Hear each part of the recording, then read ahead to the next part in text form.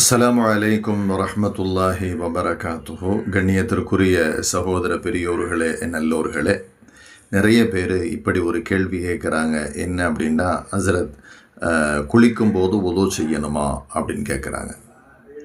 குளிக்கும்போது உது செய்கிறது சுன்னத், பெருமானாருடைய சுன்னத். இதில் ஒரு தர்த்தீப், ஒரு வரிசை கிரமம் இருக்குது. என்னென்னா, குளிப்பதற்கு முன்னதாக சிறுநீர் கழித்துக் கொள்வது, இரண்டாவது உது செய்வது, மூன்றாவது தண்ணீரை கொண்டு உடல் முழுவதும் நனையுமாறு குளித்து விடுவது.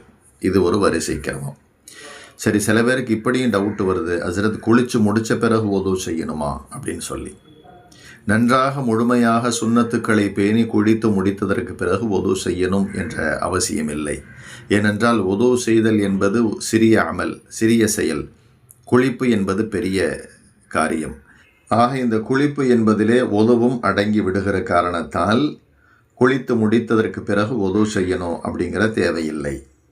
குளித்து முடித்ததற்கு பிறகு, நன்றாக குளித்து முடித்ததற்கு பிறகு நாம் உது செய்துவிட்டு எந்த தொழுகையை தொழுவோமோ, எந்த குர்ஆனை ஓதுவோமோ அந்த காரியங்களை தாராளமாக செய்யலாம். எனவே இதை கவனத்தில் கொண்டு செயல்படுபவர்களாக அல்லாஹ் நம்மை ஆக்குவானாக. ஆமீன்.